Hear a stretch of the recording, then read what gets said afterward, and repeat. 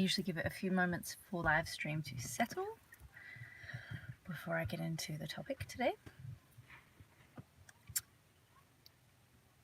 And let's hope that my internet and everything is good today. And I'm just going to intend that it's going to be fine, and let's hope that happens. Okay, so this video today is titled, What is the purpose of Kundalini awakening? And how has it changed my life personally? Now, the reason that I thought to make this video was someone asked me yesterday essentially that question, like, how has the topic of Kundalini awakening came up in a conversation, and I talked about mine and some of the interesting circumstances and events surrounding that happening, which are kind of crazy actually. I have talked about it in my Kundalini awakening podcast, which I will link in this video description. But this person asked me this question, and it took me a moment because I realized that's actually a really good question. Like, what is the purpose? And I have shared what I think the purpose is before, and I think in the podcast a little bit, but I'll see what answer I have today, because in making this video, I'm also curious to see what my answer would be today. I had my Kundalini awakening spontaneously at least 16 years ago. So it's been a really, I wouldn't say it hasn't felt like a long journey. Like, when I look back, I think it's like, oh, it's strange to think it's been that long, but I've had quite a bit of time to make use of and integrate what that experience did for my life.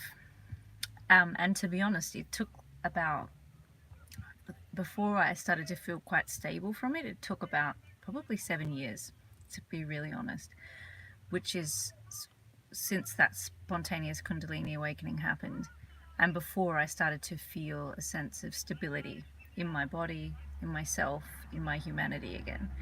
So this is one reason that I say to people who really dabble with these topics, like activating your Kundalini energy and seeking out those types of high level doesn't feel like the right word, but large spiritual activations, that it's not just a one-time event.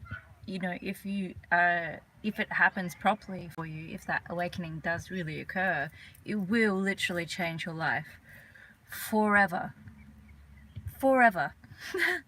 And I've talked about this before, where it's this process of I've described it as, before you have a spiritual activation or awakening like that, especially like Kundalini, you're living in the societal construct, which I would see as like a box. That's society, your mental programming, your environmental programming, your familial programming. Hello everyone who's jumped on. I will check the comments as I go, but I'll try and just stay focused for now. So you've got all the societal programming, everything you're born into this world. You've got mainstream culture, you've got what governments,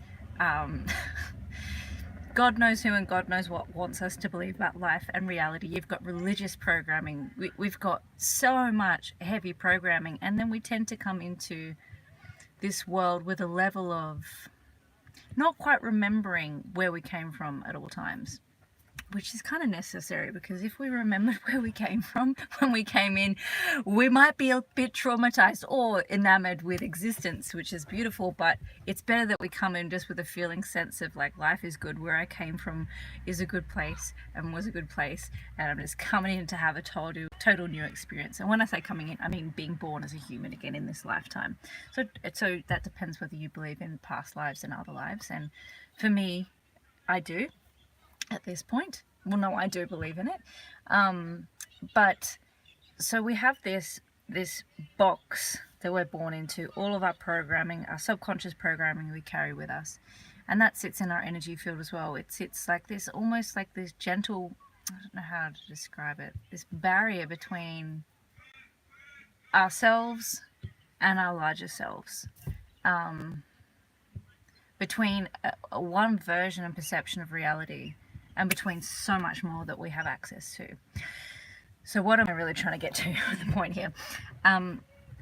So when you have a Kundalini awakening or a spiritual awakening like that, and you get exploded out of the box, you almost essentially start to explode the programming, which can in some cases, and the programming often exists in our subconscious mind, in our mental constructs, in our emotional body, our nervous system, in our cells and our tissues. So this can create a kind of trauma for some people if that explodes too quickly. This is where you can see, not always, and it's definitely not necessarily interrelated, but you can see some people have experiences of extreme spiritual awakening too quick, and you might experience or see people kind of look like they're going through things like psychosis or mental illnesses. But oftentimes what this is something's just exploded way too quickly for their psyche to integrate that expansion back into their physical selves, physical bodies.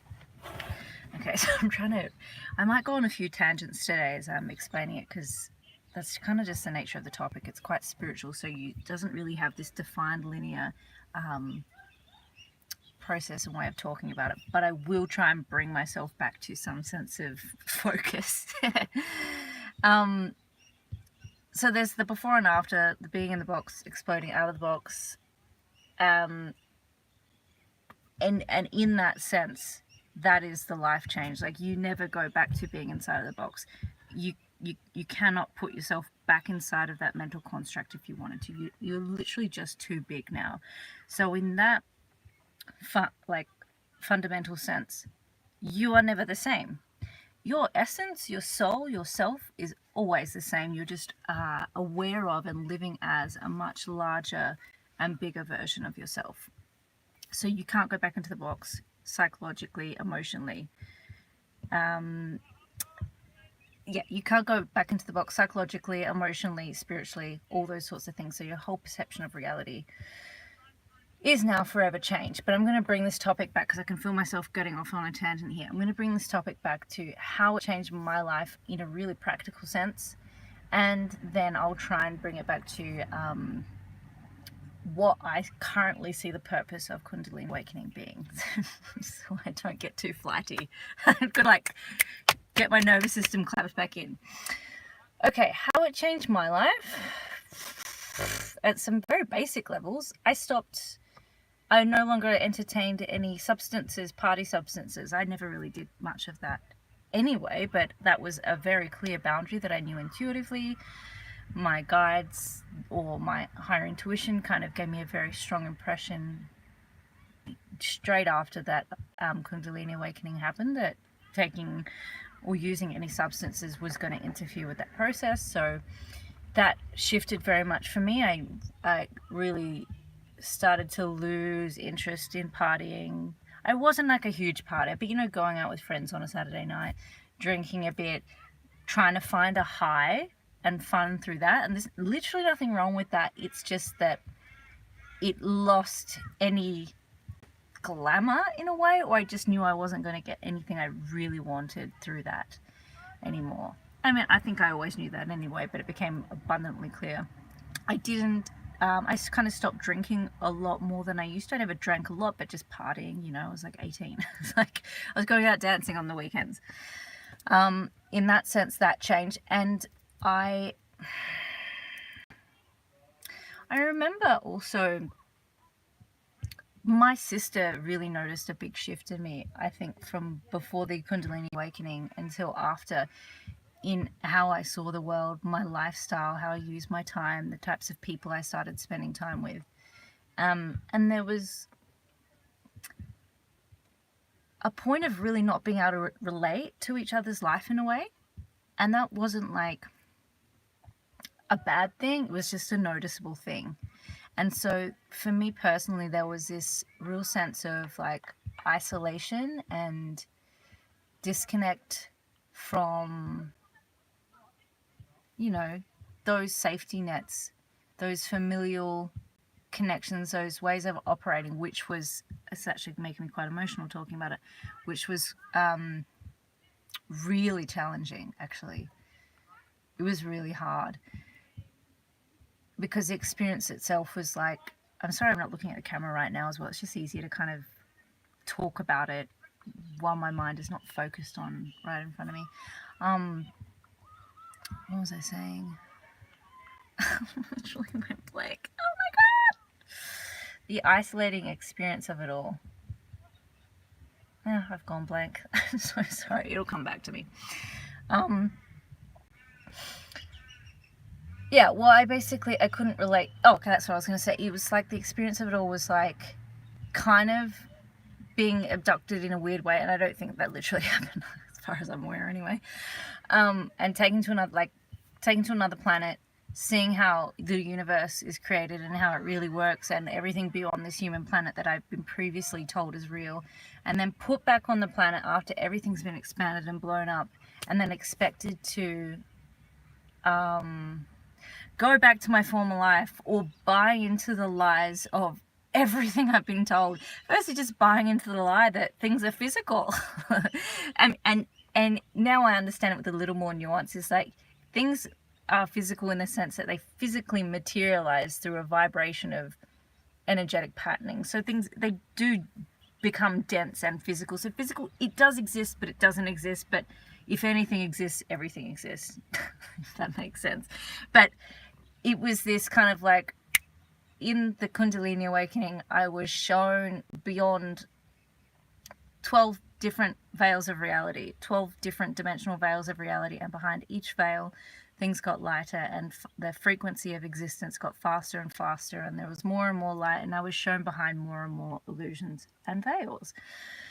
So that in and of itself is like, what the holy fuck is happening? I talked about this in the podcast, so I won't go too far into exactly what I was shown in the awakening, because that would just like be a really, really, really long live stream. But I was shown a lot of things about, you know, soulmates, literally how the universe was created through the fact that everything expands into infinity and contracts into nothingness in the same amount of time, and it is spherical, so everything expands and contracts in that same moment of time. So this, like, a real quantum understanding of things. I was taken into a different lifetime, where, like, into the physical body of this other lifetime, which was on the other side of the planet in a very different time frame on planet Earth. Like, just crazy fucking shit. Like, where you're like, I was a giant. Like, I wasn't even the human size of the humans we have on the planet right now. It's stuff that was just like, I have no mental reference point in this lifetime to the stuff I'm being shown. And then, so heaps happened in that awakening, and then I come out of that awakening, and like, and I have to literally lie on the ground for a few hours, like on the grass, before I could kind of move, because my system was so overwhelmed. And then it's like, okay, now what I've got to do, I've got to ride my bike back to my house with my roommate, and we're probably going to the pub tonight. It was just the contrast of that experience to what was happening in my life at that time was so huge. So going through that change and that huge transformation did feel really scary and isolating, and there was a lot of, I think, grieving of a former self, grieving of being able to relate to a former self, having to see that. I think it's interesting, I talk about my sister a little bit here, but having to see the, almost like other people having to grieve that version of me for a little bit as well. Like, I don't know if they did it consciously, but there was such a significant shift. Like, I'm not dramatic, like, after I've integrated this Kundalini awakening, and it's taken, you know, the past 16 years to really kind of find that balance and utilize all the energy that was opened up, I'm still the same self. I'm just a more experienced version of me, which is like any human on earth, but in terms of my spiritual experiences are just different to a lot of people. But in saying that, given where we're at on the planet these days, the level of consciousness coming in, the amount of awakening happening among a lot of people these days, yes, it's different. Yes, not as many people can relate, but more people are slowly being able to relate by having these experiences happen to them and going through these processes. So yes, it was very isolating, but it is happening to more people in more ways. So yeah, it's extremely unique, but then it's also unique in that it's more common. It's unique and common at the same time these days than it was ever before in the amount of people And when I say ever before, maybe there were different times on the planet or other universes where it was more common, but just even as an example, some of the kids being born these days, like really old souls. I saw one of them today and I just thought, man, this is so cool. Like really wise and evolved and just really connected. And so that in and of itself is an example of this wave of kids coming in, remembering their innate nature more, not restricted so much by their heavy programming and conditioning or the forgetfulness that some people come in with. A lot of us we all come in with a certain level of forgetfulness. We need to in order to create a new life. But some kids come in with some memories, like you'll hear of some kids coming in, they'll remember certain past lives and they'll tell their parents, I was this person and we did this, and they can literally take their parent to the exact location of where they passed away in that lifetime. So there's facets of memory that serve them to remember in this lifetime with whatever purpose they have. Okay, so I feel like that was like a real tangent and unexpected sharing, but I'll try and bring it back to what do I think.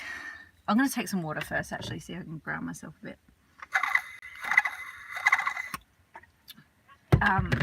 Feel free if you have any questions as well on this topic. I'll see if I can answer it. What do I think the purpose of Kundalini awakening is? Just then my first thought was fun. Okay, what I feel like it's given me, and this is kind of what I started answering with this friend when they asked me yesterday, is that especially having gone through a lot of the integration process of that huge energy that exploded in me and having to do a lot of healing spiritually in my nervous system, health-wise, I've been on a huge health journey, looking at my subconscious belief, just addressing a lot of areas that needed to be balanced out and addressed. And especially when you have a Kundalini awakening, you can't really escape from addressing it anymore, because it becomes, these unresolved things become so pertinent and in your face that you cannot not deal. It overwhelms your balance in a way. But going through and just thinking, right now behind me there's a women's AFL football team practicing footy behind me, so I just love the contrast of this topic. Going through that whole integration process to at least where I feel like I'm at now, and the past few years as well have been a transformative journey where I've really felt the impact and benefit of that awakening journey and everything I've done up until this point to balance myself out, and it's not even come home because I was always home, but to integrate everything. I noticed myself having this ability to be way more heart-centered, and that could also be a form of chiropractic I do that really focuses on helping to bring embodiment and stability back into our body and make us more heart-centered. But I feel way more able to be present into the moment. I notice myself, and I maybe I was like this before the awakening a little bit, but I noticed that I really value and understand the fleetingness of life, and also the how long it goes for, how existence is forever. So there's this element of, let go, you got plenty of fucking time. And then also, you know what, we don't have as much time as we think, so like the time is now. So, and that's this weird, dichotomy, this irony. But it being aware of those two things at the same time pulls you right back into the middle. It pulls you right back into the heart. And I'm able to kind of be, I think I've always been like this, but I'm aware of myself being like this these days a little bit more, like to really drop into my heart and be present with people and to appreciate it and to look around myself on certain days and go, like, fuck, the light in that sky is just so fucking beautiful. And the way that tree is sparkling is amazing. And I feel this joy and tingles surge through my system. And I feel this, like, I'm so fucking lucky to be alive. Like, I wouldn't want to be anywhere else in this moment. And you don't need to have a Kundalini awakening or any type of awakening to feel that way. I just notice that that's more of I experience that a lot more than ever before. And that could be the work I do on myself, the way I design my life, my day, to be more present with myself. But I have a heartfelt appreciation for things in a much that sits at the surface more. It doesn't take, some people have to have these really difficult things happen in their life to get to the heart of things, to get to, hi Rob, to get to an appreciation of how precious their life is, how important the people in their life are, how special it is to love and be loved, and how magnificent it is to have people we love in our life. Sometimes it takes like a lot of loss and challenge before their ego will get out of the way, and they get pushed into their heart and their soul to feel that and make choices from that place. I think another benefit of it could just be who a person is in by their nature, but I know that the Kundalini awakening for me at least forced me into actually, in saying that, it could just be me in some ways, but that sits way closer to the surface. That appreciation is far more present there. I'm way more willing to speak my feelings and show my appreciation for the people in my life, and recognize the value of every moment. In saying that, I'm still human and I forget that. Like it's a contradiction, but I notice that I live from that place far more presently. I have access to that space. It doesn't take a lot of suffering or challenge for me to get there, because it's kind of just sits there. That life force is, you're just very aware of the precious nature of your own existence.